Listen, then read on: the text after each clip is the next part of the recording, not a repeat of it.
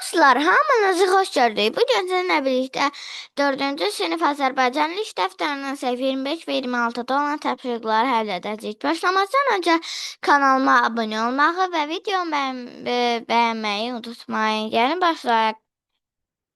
A tapşırığında deyir ki, Qarabağ kəsəsi mətninə aid söz boğçasına uyğun gələn sözlər verilmiş izahların qarşısında yaz.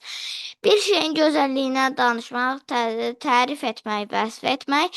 2. Hazır olmaq, yaranmaq, ərsəyə gəlmək. 3. Kədər, dərd, nisgil.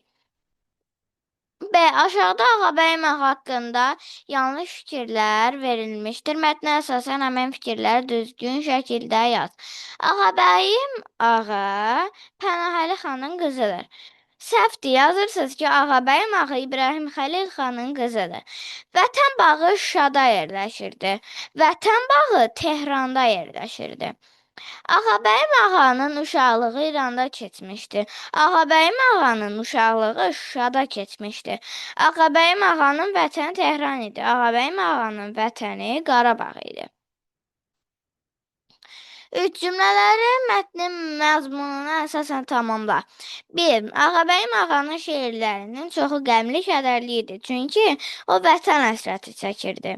2. Ağabəyim ağa vətən bağında gəzərkən kədərlənir. Çünki orada xarı bülbül yox idi. Keçək səhifə 26-ya. Alt tapşırığında deyir ki, Ağabəyim ağa haqqında dərslikdə səhifə 26-ya keçək.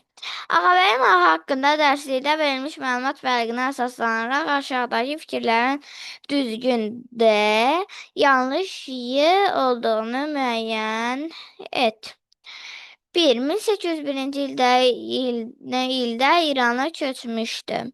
Doğrudur. 2. 21 yaşında vətəndən ayrı düşmüşdü. Yanlış. 3. 65 yaşında vəfat etmişdi. Yanlış. 4. 31 il İranda yaşamışdı. Doğru.